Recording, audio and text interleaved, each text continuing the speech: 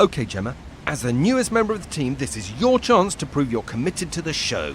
Right, by crossing Niagara Falls on a tightrope while wearing a sandwich board with "Listen to Release the Clown sketch comedy podcast, it's quite amusing" written on it. Yeah, with a budget as non-existent as ours, we need all the free advertising we can get.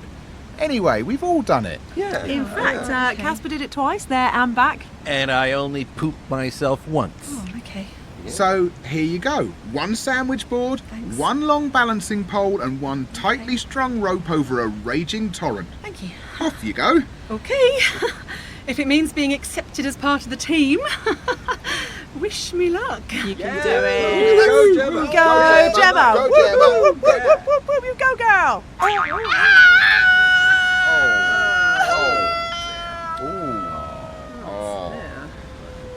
Well, that is disappointing. She didn't even manage 2 steps. Pathetic. Just so unprofessional. Yeah, she didn't even scream "Release the clowns" on her way down.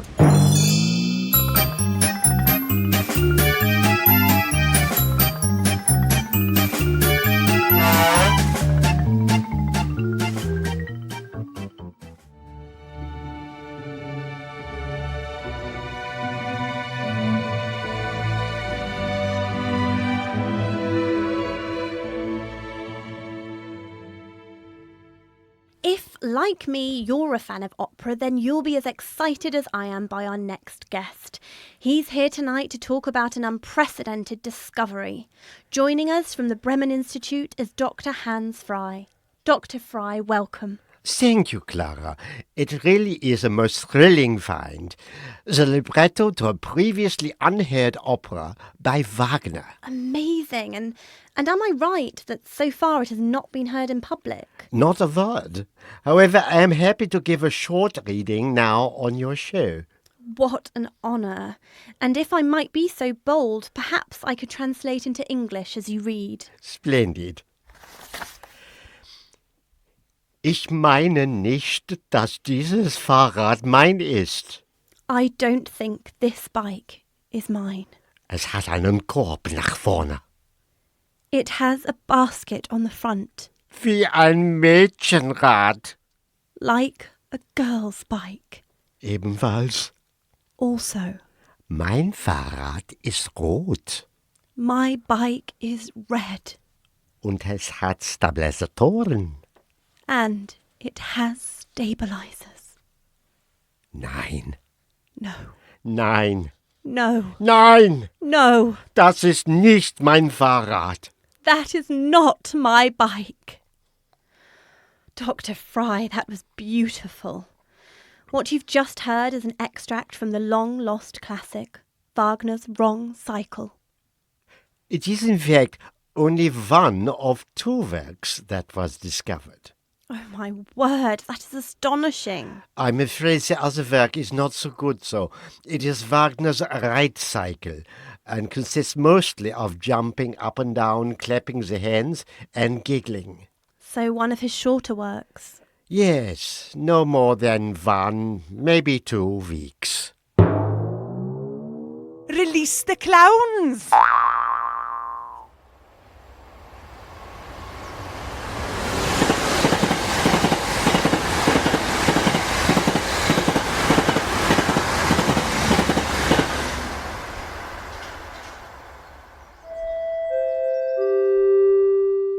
Network Rail apologises for the lateness of the following announcement.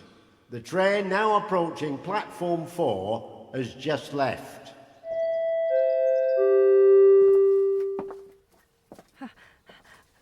Hello? Oh, hello. Are you a train cancellation spotter?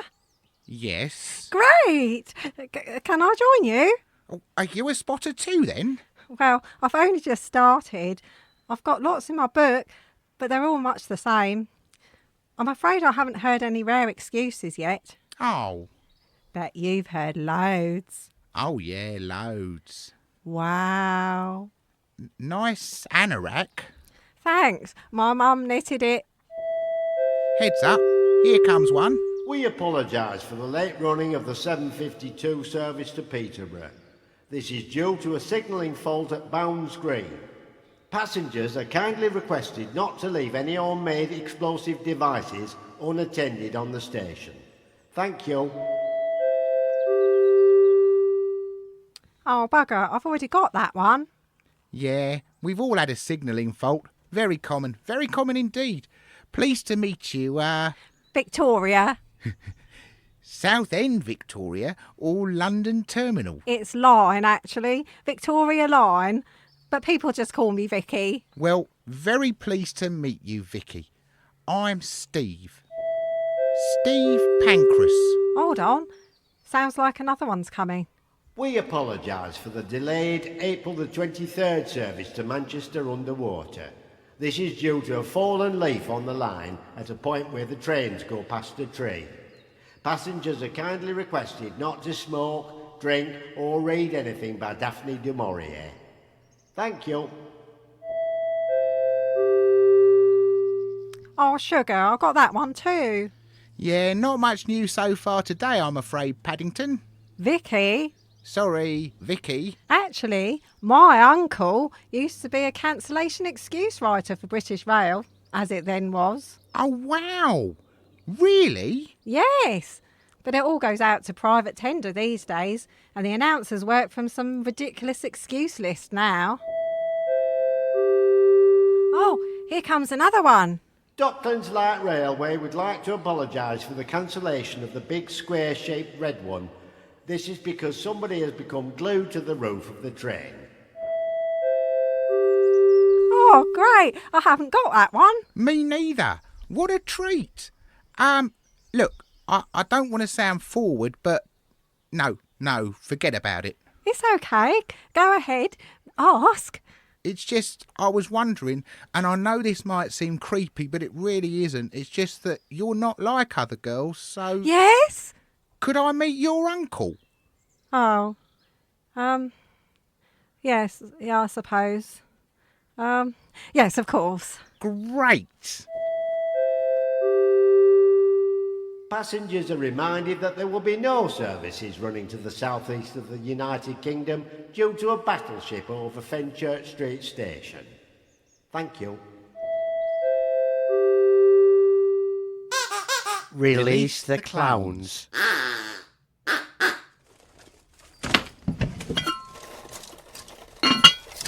Oh, come on, Edge. It's got to be in here somewhere. Bono, what's going on up here? Oh. Are you and the Edge bouncing on the beds again? No, love. We promised we wouldn't do that anymore. Oh, only after Edge broke our marital bed. Yeah, sorry about that, Mrs. Bono. So what's all the racket? We're looking for that thing again. What? You still haven't found what you're looking for? How long have you been looking for it now? It must be 35 years. But it's really difficult to find, love. Is that why you wanted to come back and visit your old family home? To look for that thing? Yes, love. Well, of course it's hard to find. Just look at the state of this bedroom.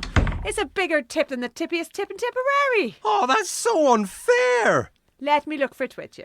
I bet I can find it in 10 minutes. No, it's okay. We've got everything under control. Besides, don't you have like a dozen ethical businesses to run? They can look after themselves for a bit. Come on, let me help. What is it anyway? It's a Stretch Armstrong figure that Santa got him for Christmas in 1978. Aye. Okay, so.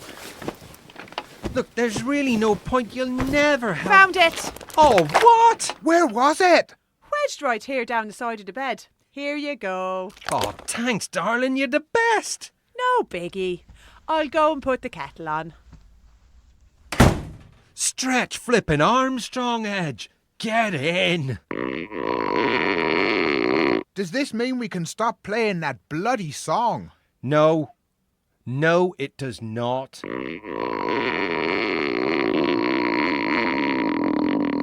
Ow! That's why Mum's released the clowns. Now, Dan, Helen, I know we've got the team meeting this morning, but we need to have a chat about the office pet. Mr. Noodles? What's that little cutie-wootie done? When I agreed to having a cat here, I had in mind a small domestic moggy, not a Bengal tiger. But Mr. Noodles is such a snuggly-wuddly cootie-putty tat. especially when you tickle his lovely big stripy tummy. I know you're both very fond of the animal, but there have been a number of complaints. Such as? Well, to start, a few people have objected to the scratch marks all over the walls and furniture. Fusspots. Then there are concerns about the spraying. It's only fair the little sweetie marks his own territory. We all have personalised work areas. I've got family photos. Dan's got his Star Wars figures. And Patricia from marketing stepped in a sizable dropping by the photocopier last week. But it was her own fault. She didn't change the litter tray. That's another thing. The tray takes up half the second floor. I've also got finance breathing down my neck because of all the antelope we have to buy in every month. We could cut down a bit, source food locally. Mr. Noodles loves KFC. Sourcing food locally is kind of the problem. You see, this morning, one of our cleaners was savagely attacked. The man in question lost an arm and remains in hospital. Mr. Noodles would never do a thing like that. I'm sorry, but the animal is highly dangerous and we're going to have to get rid of it.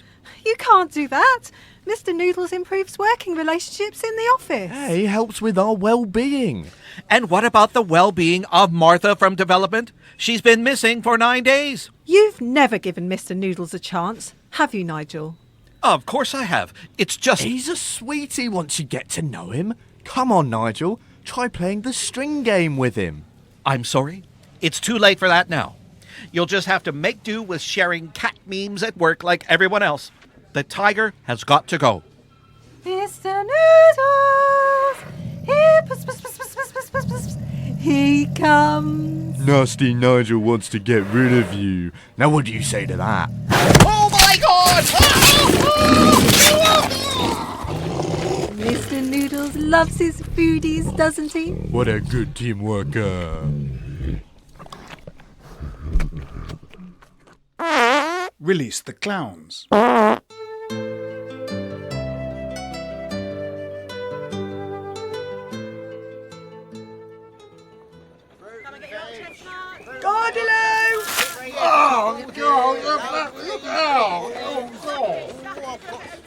Gordalo!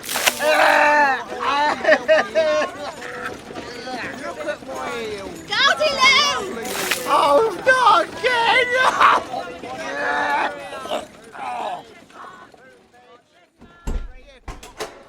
Master Millington, Master Shakespeare is here to see you. Excellent, Liza. Do send him in. This way, Master Shakespeare. Thank you.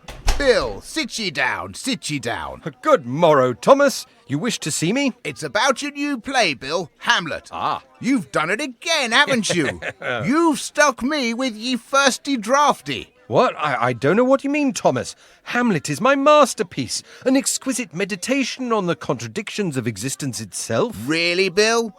Exquisite? Yeah. Let me read you something. To be or not to be? Well, I dunno, do I? What do you lot reckon? Huh. Well, if you think you can do better, what should it say? That is the question. Oh, that's good. I'm having that. You see, that's the problem with you, Bill. You're lazy. Lazy? Have you seen how many plays I've written? Half written. You put together a good story, I'll give you that, but you can't be bothered with the dialogue. Then no. you come in here with your half-baked scripts and expect someone else to fix it for you. Oh, yeah. Give me one other example. I can give you dozens. Remember Romeo and Juliet? Ah, my star-crossed lovers. That was a smash. Eventually, once we'd fixed things like, Romeo, Romeo, is that you buggering about on me trellis? Yes. Thank heavens Kit Marlowe was around to do the rewrites. I mean, look for me tomorrow and you'll be wasting your time. I'm clearly a goner. Come on, Bill. Okay, I'll give you that one, but that's it. Not by a country mile. How about this? Friends, Romans. Oi, you lot over there, shut up. This is really important. Yes, I mean, it lacks a certain elegance. Then but... there was, I know a bank where the wild thyme blows. Yes. And there's all other flowers and that too, and it smells lovely. Yes, but... If music be the food of love, I've got the right horn. Okay, that one is a bit crass. If you prick us, do we not bleed? Come on then, you mugs. Come and have a go if you think you're hard enough. That's timeless. Bill, this has to stop. It's costing me a fortune. I've got the Earl of Oxford on a retainer, and he's not cheap, you know. I can't even afford the rent. Let me in there. He owes me money. I want my money. You just let me in there, door. Come back later. You can't go in, you great hairy brute.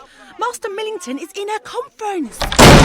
Where's more rent, Millington? Master Millington, it's your excessively hairy gay landlord. Good Lord, what a luxuriant beard.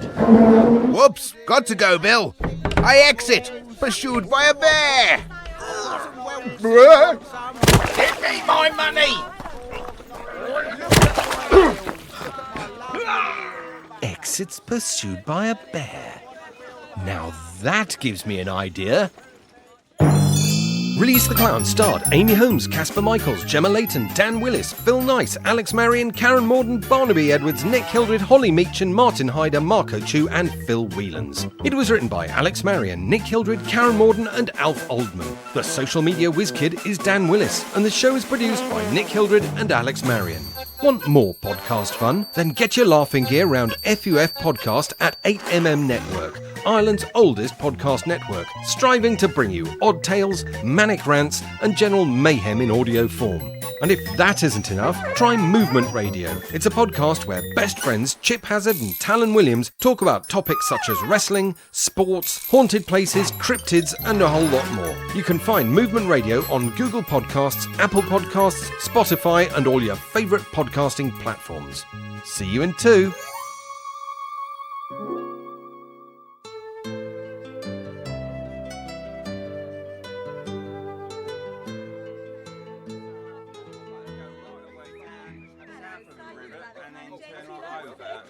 Oh, not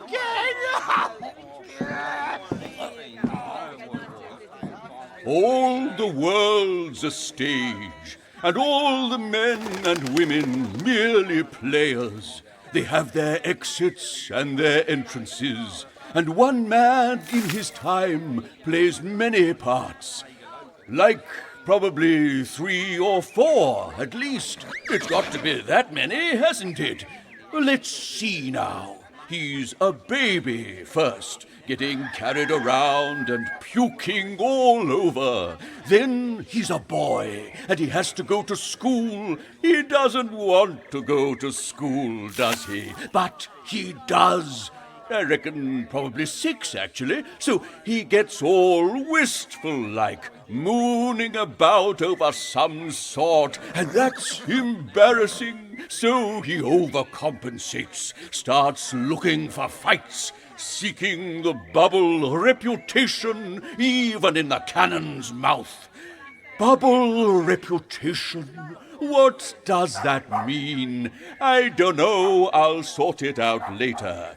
After a bit, he gets all cozy with life and goes a bit chunky. And then he's an old geezer, all pipe and slippers, till in the end he's proper doddery. He's lost his hair, he's all squinting like, what's that?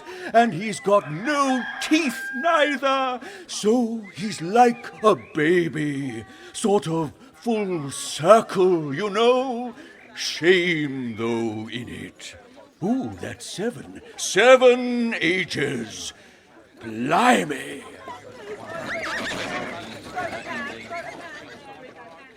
Release the clowns.